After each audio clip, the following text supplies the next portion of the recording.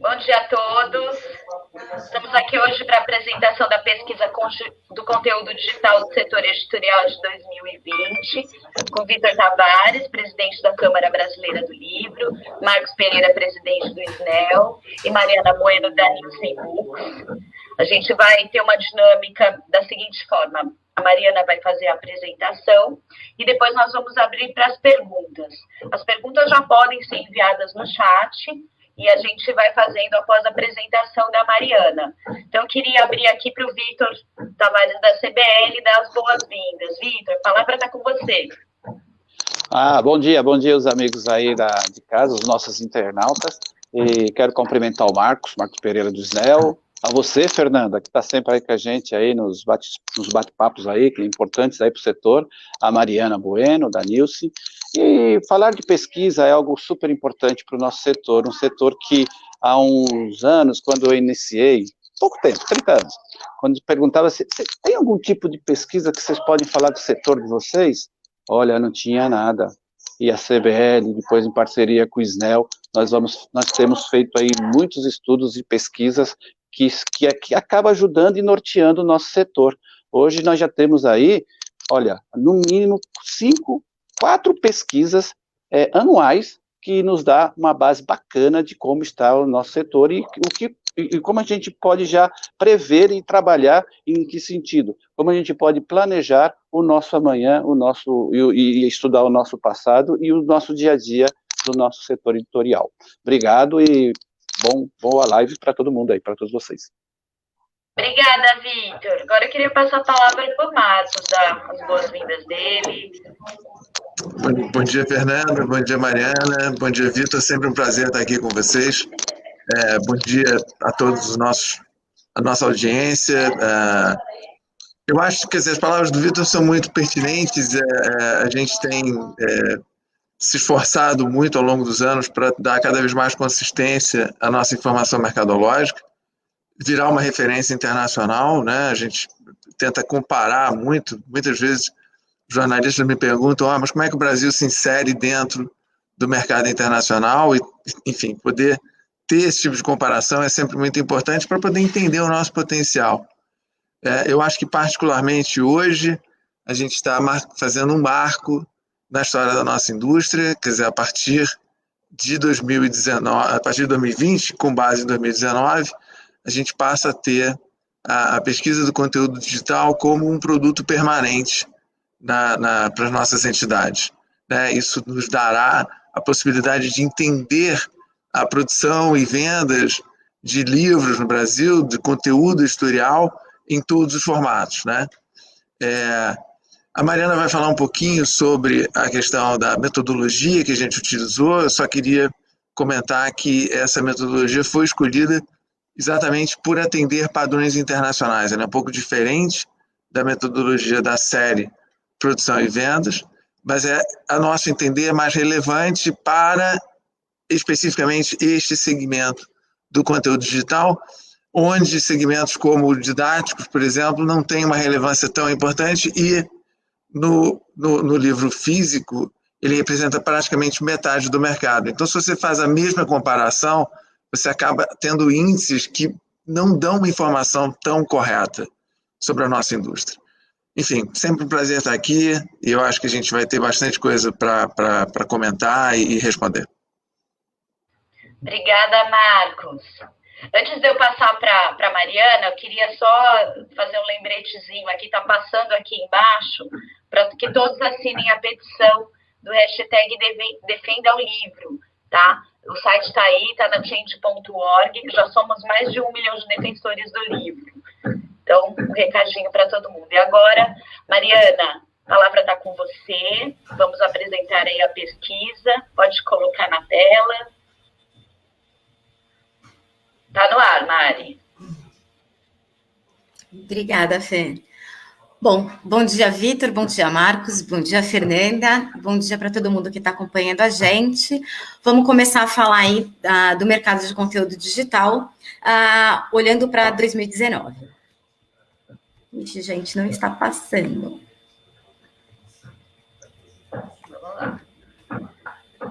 Acho que a apresentação travou aqui. Tenta ajustar aí, tranquilo. A gente ainda está com o tempo. Eu vou tentar dividir a tela de novo, abrir e fechar o meu arquivo, porque a gente teve esse problema anteriormente. Tira e põe de novo. Enquanto isso, eu vou aproveitar para dar outro recado, Mari. A gente está na reta final também do projeto Retomada. Já fizemos uma primeira distribuição para 53 livrarias escolhidas e a gente precisa aí atingir uma meta. Quem puder participar e doar, o site do projeto é www.projetoretomada.org.br. Lá vocês podem ver as empresas que apoiaram, as livrarias que vão ser beneficiadas. Por favor, entrem no site também.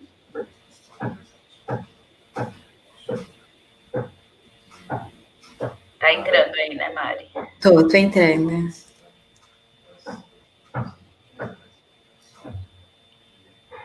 Vamos lá, para mim tá aparecendo. Então tá. Bom, a gente vai falar do mercado de conteúdo digital olhando para 2019.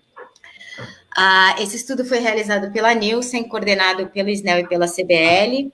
Como o Marcos falou, a partir desse ano ele começa a ser realizado anualmente, ou seja, todo ano a gente vai apresentar dados aqui para vocês, e o objetivo desse estudo é verificar o tamanho e o comportamento desse mercado. Como é a primeira vez que a gente está mostrando esse estudo, a gente vai falar um pouco da metodologia e do processo, né, de realização desse estudo.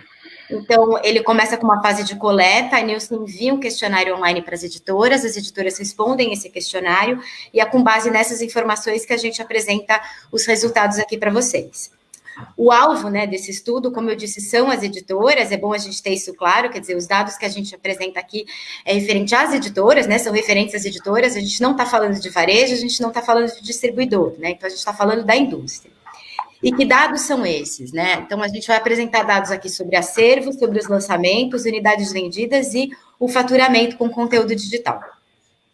Como o Marcos também falou, a gente dividiu esse estudo em 3 categorias. Se a gente pensar na pesquisa, produção e vendas, que também olha para as editoras, a gente tem ali 4 subsetores. Aqui a gente dividiu o mercado em 3 categorias: ficção, não ficção e CTP, né? Isso porque a gente sabe que a dinâmica desse mercado ela é diferente, então praticamente não existe a comercialização de didáticos, e é a mesma metodologia usada em outros países. Então, como o Marcos falou, assim, se a gente for comparar com outros países, fizer algum tipo de comparação, fica muito mais fácil, né, e possível realizar esse tipo de comparação quando a gente está usando as mesmas nomenclaturas e categorias.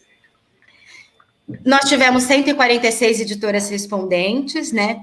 No início do ano, as entidades enviaram uma solicitação para que as editoras enviassem um termo de autorização para que a Nielsen recebesse as informações dos anos anteriores, tanto da pesquisa de produção e vendas quanto do censo digital. A gente recebeu cerca de 60 questionários, né? Algumas editoras não responderam à pesquisa conteúdo digital ou não produzem e comercializam, né? Por mais que tenham enviado esse termo de autorização.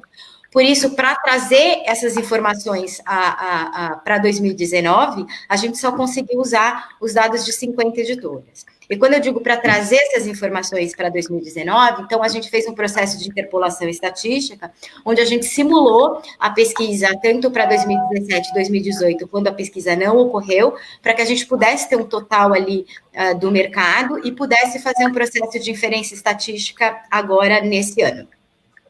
Com base em tudo isso, quer dizer, olhando para 2016 e olhando para 2019, a gente chegou à conclusão que a nossa amostra representava 70% desse mercado e os outros 30% a gente alcançou por meio de inferência estatística. As variações que a gente vai apresentar aqui para vocês, então sempre que a gente estiver falando num crescimento, sei lá, de X%, a gente vai estar sempre comparando com o censo 2016. Todos os dados em termos reais, eles foram calculados com base no IPCA, que o ano passado fechou em 4,31, e as comparações entre o físico e o mercado digital, elas são sempre realizadas com base nos dados da pesquisa, produção e vendas, excluindo o subsetor de didáticos, que, como foi dito aqui, praticamente não atua nesse mercado. Então, a gente leva em consideração só obras gerais, religiosos e CTP. Aqui alguns destaques, né, algumas informações que a gente achou importante destacar dos resultados desse ano. Então, o acervo de conteúdo digital cresceu 37% nos últimos 3 anos. O faturamento total com esse mercado apresentou um crescimento bastante substancial de 140% em termos nominais. Se a gente considerar a inflação, a gente está falando aí de um crescimento de 115%. Com isso, a gente pode dizer que o mercado de conteúdo digital representa 4% do faturamento das editoras, excluindo, novamente, livros didáticos e a venda ao governo, né? Então, a gente está comparando o mercado com o mercado. A ficção e não ficção representam 60% do faturamento com unidades vendidas, né? Ou seja, com a venda à la carte. A gente somou aí ficção e não ficção, porque a gente sabe que as editoras de ficção também produzem não ficção. E CTP representa 40% desse faturamento. Nós olhamos também para o audiolivro, e aí a gente alcançou dados bastante interessantes no que diz respeito à categoria não ficção, né? Então, a categoria não ficção é muito importante para o mercado de áudio. Olhando a produção do mercado digital, então hoje o país conta com 71 mil títulos, distribuídos aí nas 3 categorias. 4% desses títulos são de audiolivro, 96% de e-book. Quando a gente olha só para o acervo de e-book, né, desses 71 mil títulos, 68 mil títulos são de e-book, também aí distribuído nas 3 categorias, o que representa um crescimento de 37% em 3 anos, quando a gente compara com o acervo do censo. O ano passado foram lançados quase 9 mil títulos, 92% desses títulos são de e-book, 8% de áudio.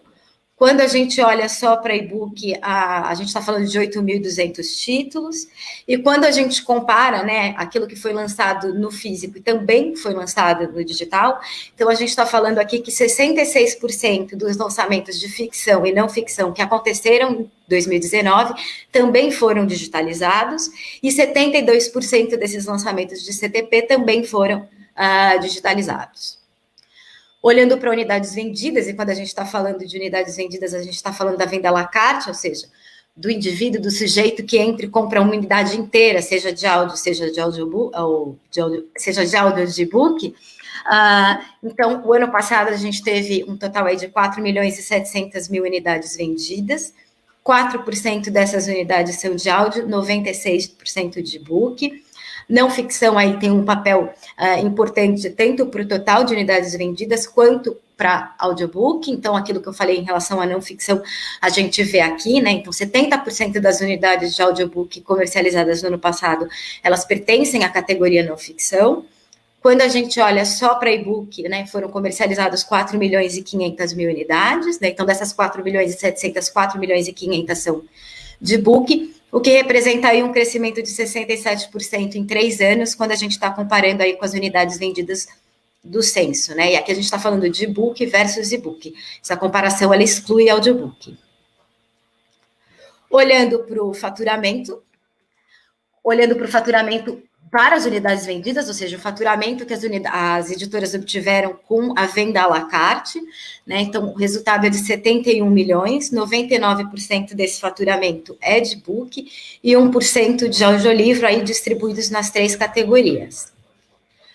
Quando a gente olha para o faturamento com unidade vendida apenas para e-book, então, 70 milhões, quase 500, são de e-book, né, daqueles 71 milhões que a gente observou, que representa um crescimento bem substantivo de 105% em 3 anos, descontada a inflação, esse crescimento aí é de 90%.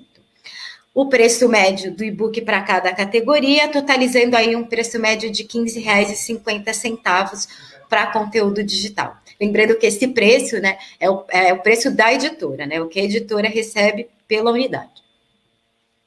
A gente sabe que existem outras formas de comercialização, né? Não existe só a venda por unidade, então a gente decidiu investigar também essas outras formas de comercialização, e aí biblioteca virtual aparece aí como uma forma importante. Essas outras categorias, elas totalizam 32 milhões, então biblioteca virtual aí representa 28 milhões desses 38 milhões, é bastante, e a gente está falando basicamente da comercialização de livros de CTP, né? Biblioteca virtual é presente para as editoras de CTP. A gente também olhou para cursos online, né, conversando com as editoras de CTP, essa é uma forma de comercialização de conteúdo digital. Existe um ISBN vinculado a esses cursos que elas estão oferecendo, é uma outra forma de acessar o conteúdo que elas produzem. O subsetor de CTP vem apresentando quedas reais nos últimos anos, então a gente também achou importante investigar mais a fundo o comportamento aí do digital dentro de CTP para saber o que isso representa no faturamento total e em relação a essa queda que o subsetor vem apresentando. E aí, cursos online representa 2,5 milhões aí dessas outras categorias. Conteúdo fracionado, que aí a gente está falando de vendas por capítulo, era algo que tinha uma certa importância lá no censo e praticamente desapareceu em 2019, né? A gente está falando de um faturamento bem baixinho de R$15 mil.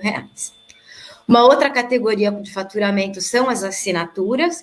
No censo, ela também aparecia com uma importância um pouco maior. A gente percebeu que as editoras de CTP migraram ali o seu faturamento para a biblioteca virtual. Então, aqui, quando a gente está falando de assinatura, a gente está falando basicamente de ficção e não ficção. Totalizando aí R$792 mil, 60% de e-book, né, 40% de áudio, e aí, novamente, a categoria não ficção aparece como um fator bem importante na comercialização de audiolivro, né, então 86% do faturamento com assinaturas de áudio, elas pertencem à categoria não ficção. Tudo isso representa um crescimento de 288% em 3 anos, quando descontada a inflação, esse crescimento é de 248%. Vale ressaltar aqui que, assim, a gente apresenta essa variação ela é válida, mas quando a gente olha lá para o censo, né, a gente não está falando das mesmas categorias, então a gente está falando de outras categorias, então quando a gente está comparando o total aí de outras categorias lá do censo, com a da pesquisa realizada esse ano, mas vale destacar que a gente está falando muitas vezes de categorias diferentes, né? Até pela dinâmica do próprio mercado digital. Como eu disse, outras categorias totalizam aí R$32 milhões, o faturamento com unidades, né, com venda à la carte, totaliza R$71 milhões, então o mercado de conteúdo digital é um mercado de R$103 milhões. 98% disso é e-book, 2% é áudio, que representa um crescimento de 140% em 3 anos, né? Um crescimento bem robusto e substantivo. Descontando a inflação, esse crescimento é de 115%. Quando a gente faz a comparação físico-digital, né? O físico representa 96% do faturamento das editoras e o digital representa 4%. A gente percebeu na nossa amostra que editoras com faturamento maior, né, editoras com faturamento mais robusto, essa relação físico-digital, ela é um pouco maior, ela não é exatamente esses 4%. Então, quando a gente fez um corte, né, para as editoras com faturamento acima de 10 milhões, né, esse faturamento com o físico acima de 10 milhões, e aí juntando os subsetores de obras gerais e CTP, o digital representa 7% do faturamento dessas editoras. Quando a gente reúne aí obras gerais e religiosos, o digital representa 3%. Pode parecer pouco, mas vale lembrar que religiosos no censo, né, o faturamento com digital lá no censo aparecia como 0,25% do faturamento das editoras de religiosos. Então, é evidente que há um crescimento. E em CTP foi onde a gente encontrou a maior proporção, né? Então, editoras com faturamento acima de 10 milhões no subsetor de CTP já tem aí na base do seu faturamento 10% com conteúdo digital. É isso, gente. Muito obrigada. Obrigada a CBL, obrigada ao Isnel, obrigada a todo o time da Nielsen, obrigada a você que está acompanhando a gente. E, mais uma vez, meu muito obrigada a todas as editoras que responderam o questionário, né? Responderam as nossas inúmeras solicitações, muitas vezes com dúvidas. Valeu mesmo, gente. Sem vocês, esse trabalho não seria possível e a gente espera poder contar com a participação de vocês no ano que vem. É isso. Obrigada, Mariana. A gente já tem alguns comentários aqui, algumas perguntas. Então, eu vou ler aqui alguns comentários. A Tânia Galuda diz o seguinte. Você quer comentar, Marcos? Não, eu queria só falar a respeito dessa última fala. Primeiro, parabenizar a Mariana e todo o time Nielsen pela construção dessa pesquisa. Eu acho que é fundamental, quer dizer, uma das coisas que a gente tenta sempre fazer é facilitar o questionário para que as editoras possam responder as informações sem sofrer muito, né? E eu acho que esse ano, como a gente está inaugurando, né, uma nova pesquisa, uma nova série, eu acho super importante que as editoras se preparem, né? Olhem o questionário, revisitem o questionário. A gente vai tentar antecipar esse processo esse ano, porque, como a gente sabe que durante a pandemia a gente está vivendo um crescimento muito grande de conteúdo digital, esse número passa a ser ainda mais relevante em 2021 a respeito dos números de 2020.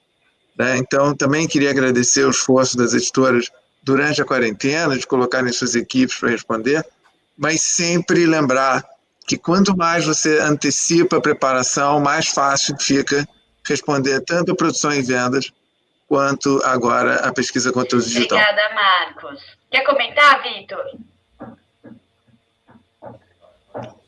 Bem, Mariana, também quero agradecer aqui em nome da CBL, os associados da CBL também que responderam a pesquisa.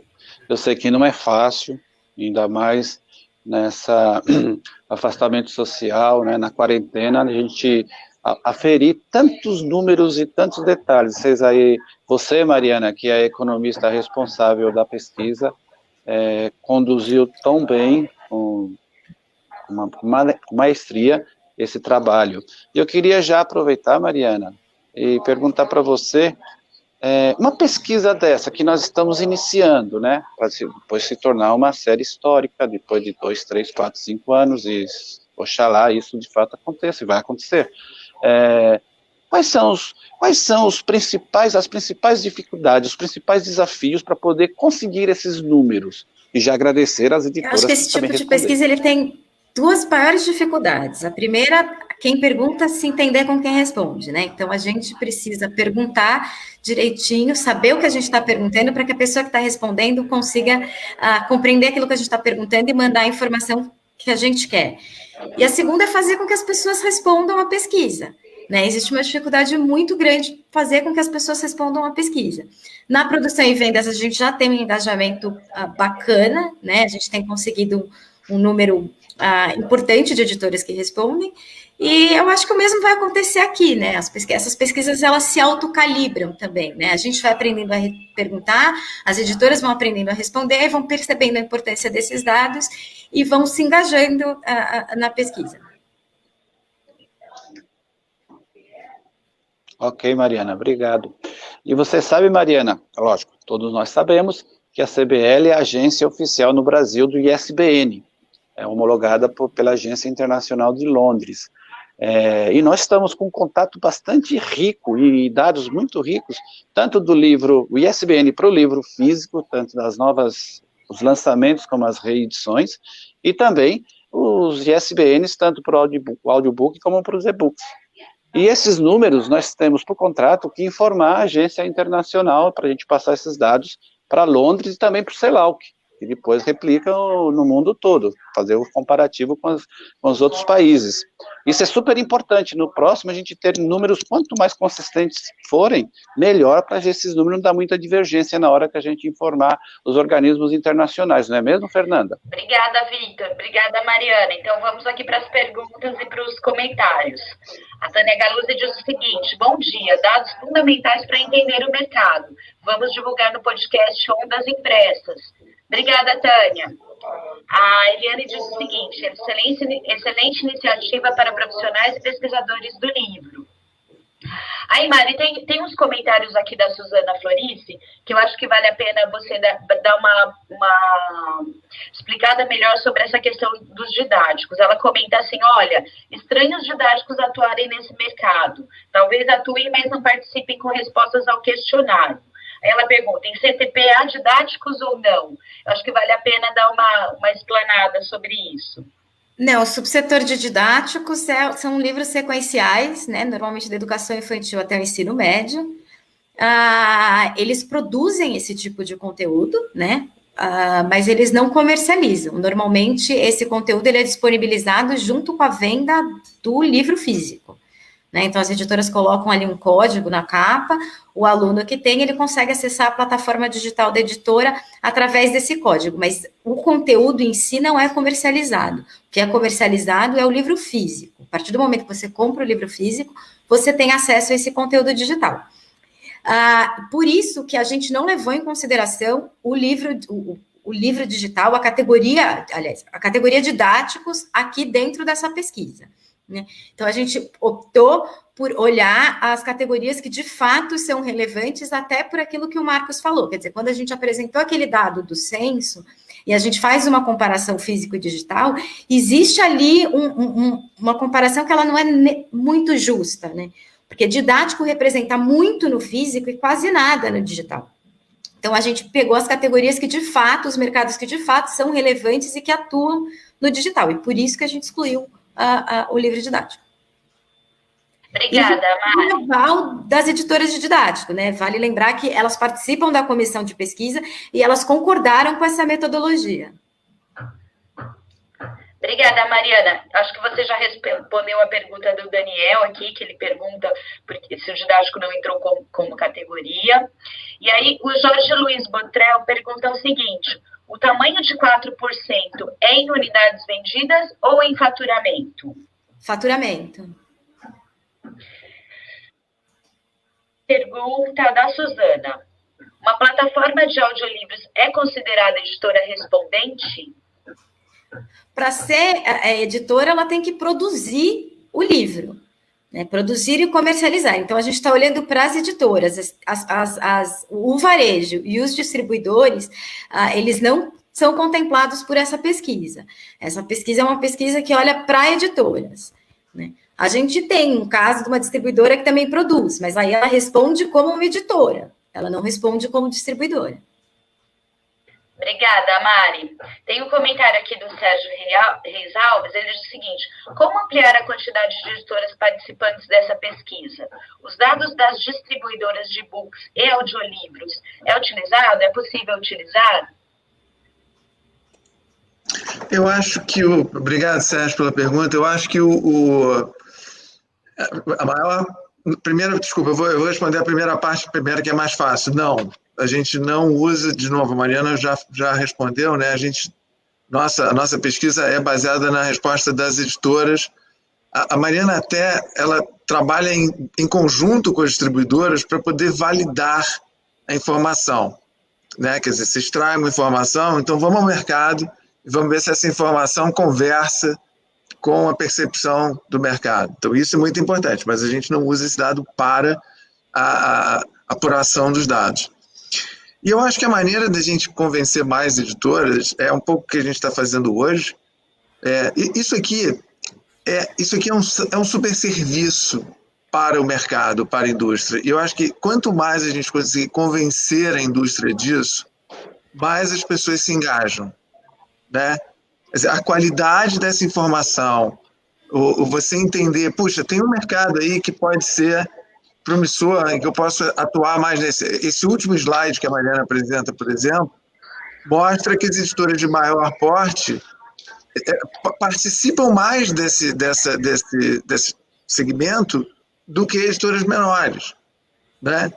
Enfim, claro, pela sua capacidade de investimento, pela sua capacidade de ter times de marketing, mas significa o seguinte: tem uma oportunidade aí. Então, esse engajamento, ele é fundamentalmente pela divulgação, pela qualidade dos dados e pelo uso desses dados pelas editoras. Obrigada, Marcos. Quer comentar alguma coisa, Mari? Não. Tá bom. Tem um comentário aqui do Marcelo Joia, da Bookwire. Parabéns, CBL SNEL. Parabéns para a Comissão de Coordenação da Pesquisa. Marcos Pereira muito bem colocou um momento histórico importante para o mercado editorial brasileiro, que passa a contemplar em suas análises o livro em todas as suas formas. Parabéns, Nilson e Mariana, pelo bom trabalho. A gente tem uma pesquisa do Jorge Luiz uma pergunta do Jorge Luiz Botrel. Ele pergunta qual será a periodicidade dessa medição do mercado digital a partir de agora? É anual? É anual. É anual. Tem uma pergunta aqui, um comentário da Eliane. Parabéns, Mariana, pela pesquisa. Trabalho com audiolivros e os dados desse formato foram reveladores. Que bom. O João Marcos de Abreu aqui. Quer comentar, Vitor? Desculpa. Não, o que chama atenção ao pegar esses dados, esses números, é como o não ficção, como ele predomina, né? Então, as editoras que trabalham com não ficção é o que tem o maior número em termos de livros e-books e audiolivro. Isso é importante também, entender a tendência do mercado.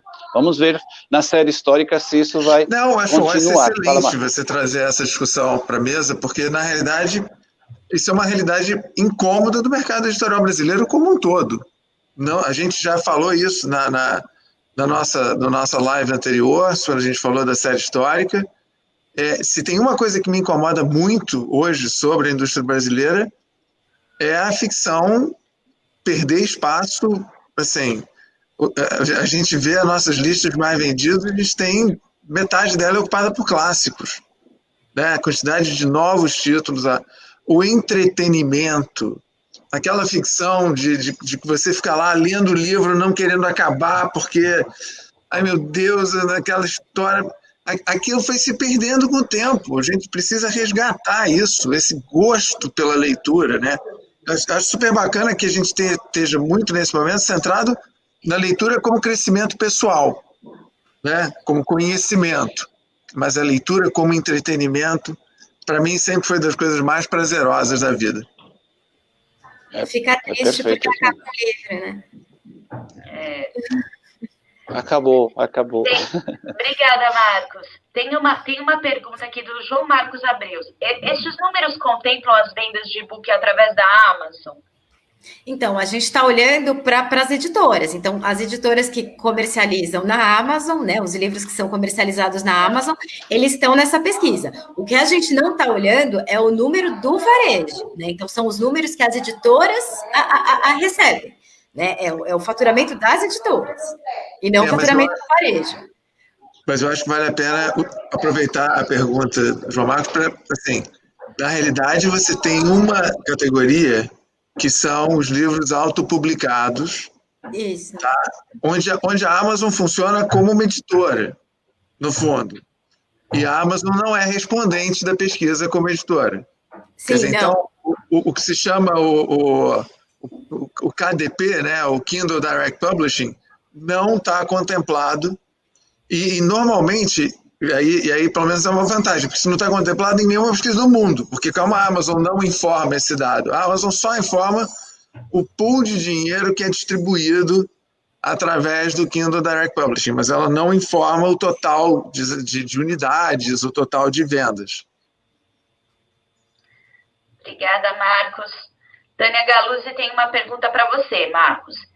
Marcos, esse crescimento era esperado? Você pode fazer um comparativo com a participação do e-book na Europa e nos Estados Unidos? Gira também em torno de 4%?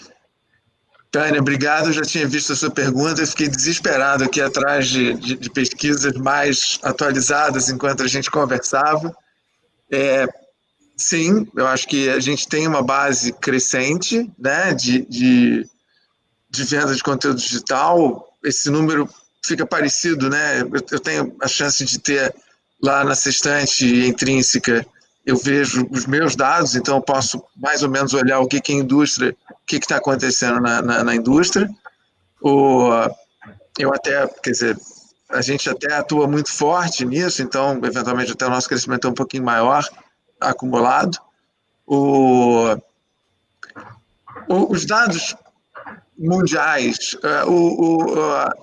o Publish News publicou, o último dado que eu encontrei é uma grande pesquisa do Rutger, que é uma pesquisa de 2007, que se chama Global E-Book Report.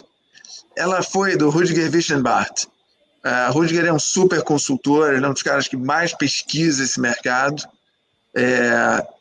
Não sei como é que a gente coloca aqui para você, chama-se Global E-Book Report, o Marcelo Joia, que está nos assistindo, e para quem eu mando um abraço, a Bookwire foi uma das patrocinadoras desse estudo, então eu achava que era bacana, inclusive verificar se a gente tem atualizações, eu acho que sim, acho que tem, e poder divulgar, porque é sempre bom. Fundamentalmente, o que a gente viu no caso do e-book, né, principalmente nos países anglo-saxões, foi um crescimento muito acelerado até chegar em 25%. Quando chegou em 25%, todo mundo achou que a indústria ia acabar, e aí ele acomodou em 25% e vem caindo. O que vem acontecendo? E na Europa, Alemanha, Espanha, França, Itália, esse crescimento chega a mais ou menos 10%. Talvez você tenha alguns livros que sejam um pouco mais, mas na média você deve estar trabalhando com isso, eventualmente 12%. Mas o que está acontecendo nesses países é um crescimento agora muito acelerado do audiolivro. Né? E a gente aqui, quando pega o conteúdo digital, hoje a gente está somando essas duas plataformas. E o audiolivro, nos Estados Unidos, teve um crescimento absolutamente explosivo, no Reino Unido também, na Alemanha foi muito grande. Os países latinos tiveram uma adesão bem maior que o Brasil. No Brasil ainda é um mercado muito incipiente. Mas eu acho que, hoje em dia, se você pensar em conteúdo digital como um todo, nos Estados Unidos deve representar perto de 30% do mercado. Tá? Na Europa, aí é diferente, mas a Alemanha talvez chegue a 15%, França talvez chegue a 10%, ou seja, a gente ainda tem muito espaço para crescer, né, e ocupar o nosso mercado com conteúdo digital. A Nielsen olha para esse mercado na Inglaterra e ali ele representa 25%. E a gente tem um dado interessante de ficção, que ficção, 50% do mercado inglês é digital. Então, aquilo que a gente estava falando em relação à ficção, lá é um pouquinho diferente. Interessante, Mari. Obrigada, Marcos. Obrigada, Mariana. Temos pergunta da Maria Fernanda Rodrigues do Estadão, que está aqui com a gente. Ela pergunta para o Marcos. Marcos, como você avalia esse resultado 8 anos depois da chegada dos grandes players? Como vai, Fernanda? Tudo bem? Fernanda, eu acho que, quer dizer, vamos sempre levar em consideração que desses 8 anos, né, eu brinco que eu assumi a presidência do SNEL em novembro de 2014. Esses 6 anos que a gente viveu, eu não tenho culpa deles, foi só uma coincidência. Quer dizer, a gente viveu os anos mais difíceis da indústria editorial e foi nesse contexto que os grandes players entraram. Eu acho que quando o reader, né, quando o leitor eletrônico chegou no mercado, ele já não era sexy. Quando um produto eletrônico ele entra no mercado, a primeira conquista de market share que ele tem é: uau, você tem um iPod, você tem um Sony Music, você tem um Apple Watch, você tem... Quer dizer, quando o Kindle chegou no Brasil, e estou dando o Kindle como exemplo, mas já não era uma coisa assim, uau. Era uma coisa bacana, é um bom instrumento de leitura, mas a gente achou, por exemplo, que o iPad fosse ter uma penetração na leitura muito maior que teve. Não aconteceu. Quer dizer, as pessoas têm um aplicativo, usam nos seus smartphones ou nos seus tablets, mas eu acho que a curva foi muito menor, a curva de adesão, acho que foi menor do que eles esperavam. Eu acho que várias tentativas, acho que a única, quer dizer, a tentativa mais consistente, efetivamente, é a da Amazon, quer dizer, eu vejo os outros players atuando no mercado, mas a gente esperava, talvez, um comprometimento, ou não sei, uma dedicação maior a essa indústria. São bons players todos, quer dizer, você teve também, quer dizer, a cultura se associando à Kobo, e aí a cultura entrando em dificuldade financeira, a Saraiva lançou o Leve, mas também entrou em dificuldade financeira, quer dizer, então essas iniciativas também foram se perdendo ao longo do tempo. Kobo continua aí no mercado, acho que o Leve também, de alguma maneira, mas é um mercado saudável, vou te dizer. Assim, que eu converso com os grandes varejistas, todos eles, e principalmente, de novo, esse ano, estão experimentando crescimento recorde. Tem um comentário aqui da Eliane Paz, ela diz assim, olha, estudo o mercado de best-sellers e estou curiosa para saber quais são os audiolivros mais vendidos. Será que teremos como ter algum ranking desse formato? Por essa pesquisa, não. Por essa pesquisa, não.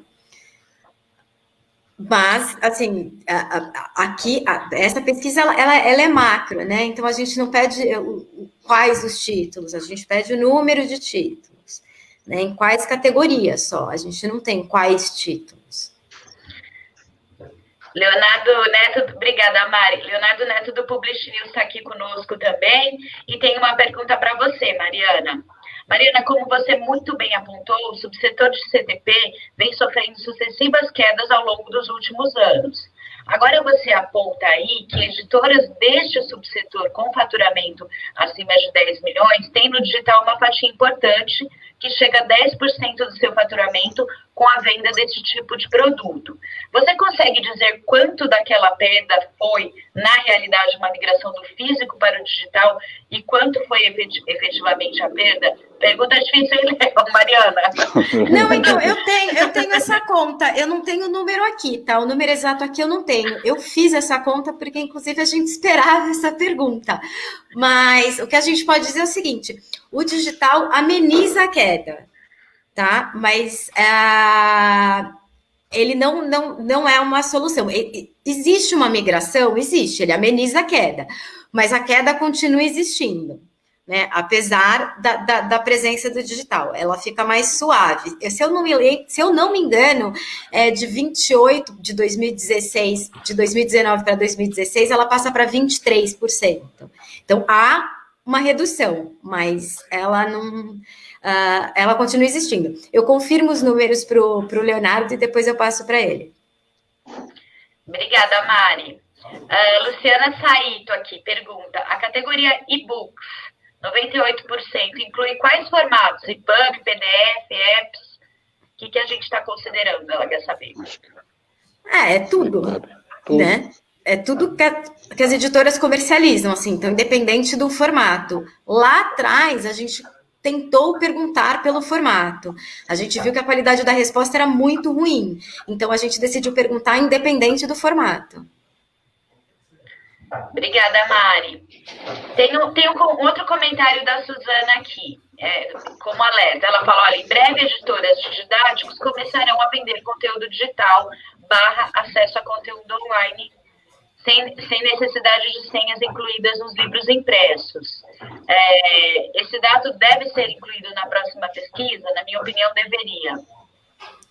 Olha, assim, o que a gente tem hoje das editoras de didático é que para o ano que vem isso não muda.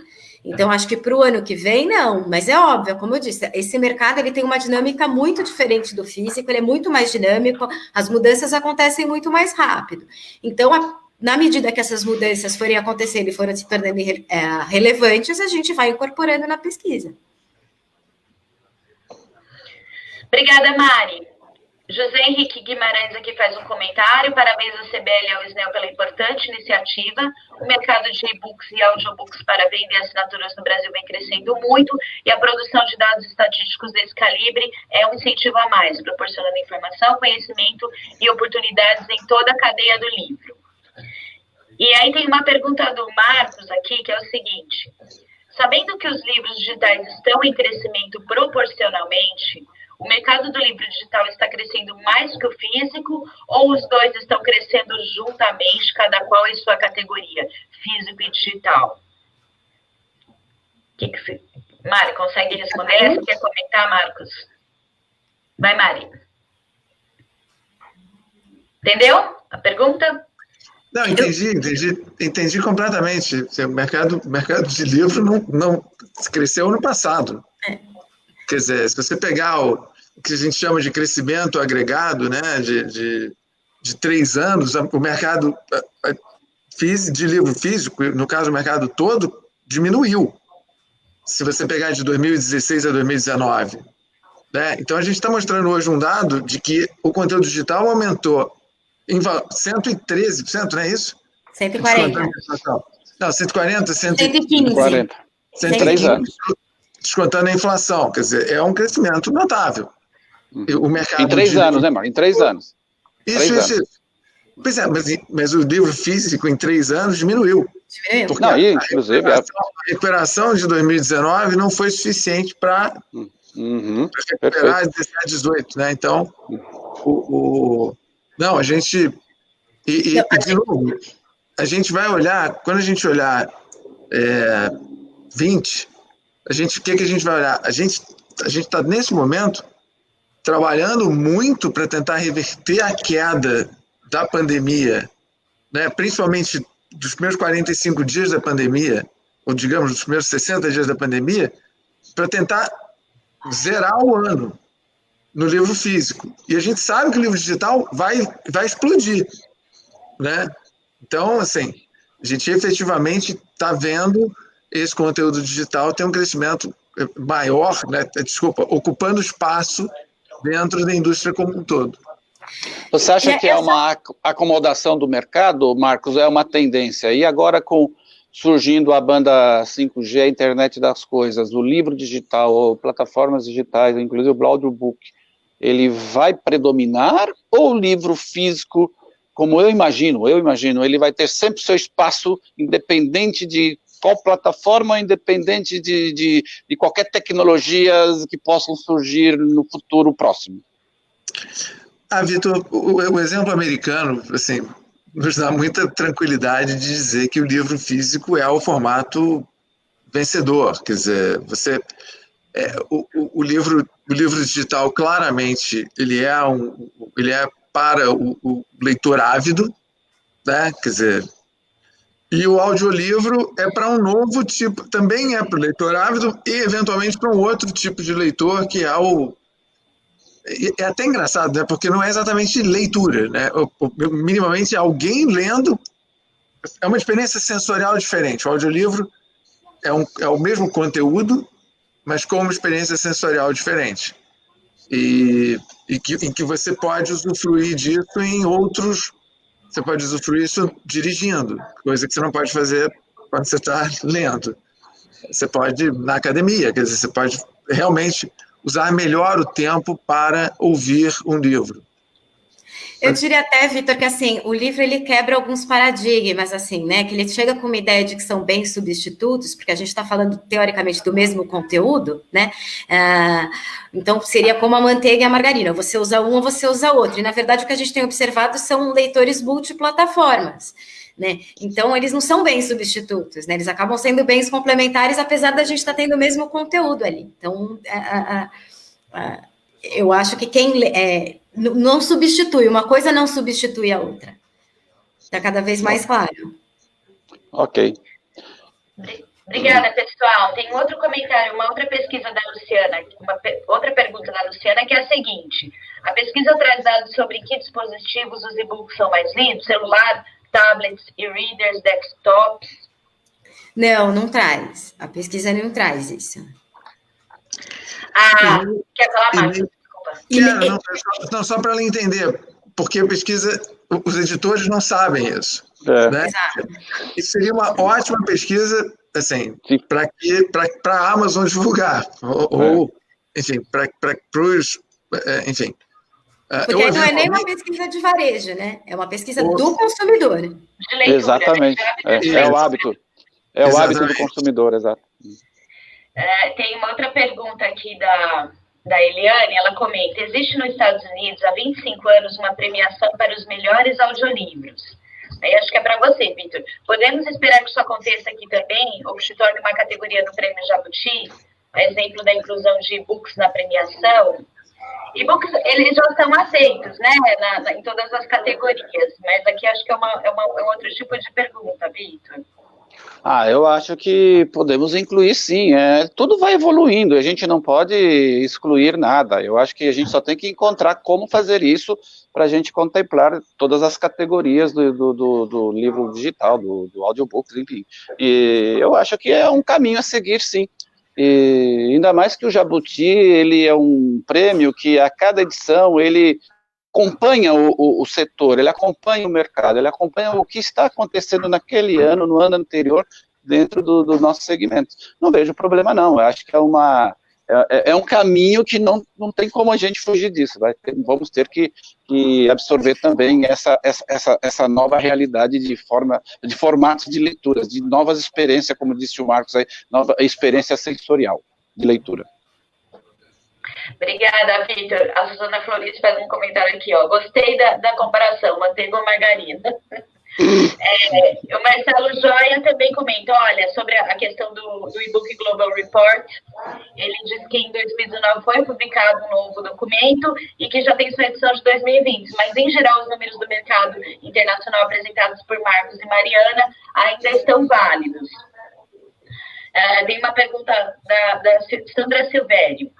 Só completando uma informação. Ela está completando aqui. Completando uma informação. Segundo a pesquisa APA 17-18, a ficção representou 68% das vendas. Que bom que aparentemente vamos no mesmo caminho. Superior e importante o que o Marcos falou sobre ficção. Vocês querem fazer? A gente está bem próximo do nosso final aqui, então acho que vale a pena colocarmos as considerações finais aí. Marcos, por favor, faça suas considerações. Eu fico aqui olhando enquanto a gente está falando. Joia, Marcelo, obrigado. Eu estava vendo aqui o estudo de 2019 do Rudiger. Fiquei assim, feliz de ver que os meus números estão ok. Enfim, agradecer de novo, agradecer a participação das pessoas. É sempre um prazer, acho que a coisa mais prazerosa é ficar olhando aqui do lado os comentários, perguntas e, enfim, ver o interesse, ver o quanto tem valor efetivamente. Quer dizer, a gente trabalha a beça para poder produzir esses números e, enfim, de novo, manter o SNEL absolutamente à disposição para qualquer pergunta. A pesquisa vai estar disponível já a partir de agora na nossa página, assim como na página da CBL. Então, enfim, a gente está aí à disposição e querendo sempre melhorar para a gente poder estar atendendo o mercado. Agradecer, Fernanda, pela brilhante mediação, e Vitor e Mariana, e agradecer a todos os amigos que vieram hoje estar aqui com a gente. Gente, eu vou cortar aqui as considerações finais, porque o Daniel Lameira fez uma pergunta bem interessante, não vou resistir no fazer. Depois ele comenta aqui, além dos conteúdos que transpõem o texto do livro para outras mídias, e-books e audiolivro, como você vê a criação de outros produtos originários digitais, cursos, aplicativos, podcasts, audiodramas, conteúdos digitais, é um caminho para as editoras? Cito aqui o podcast Gladwell Talking with Strangers, como uma experiência que vai além da transposição. Como é que vocês veem isso? Muito obrigada, Daniel, pela pergunta, muito legal. É o caminho, viu? É a experiência sensorial, como o Marcos já comentou. Mas vamos lá, Marcos, completa aí. Eu acho que é um comentário interessante, é uma pergunta, sim. Não temos como fugir desse novo.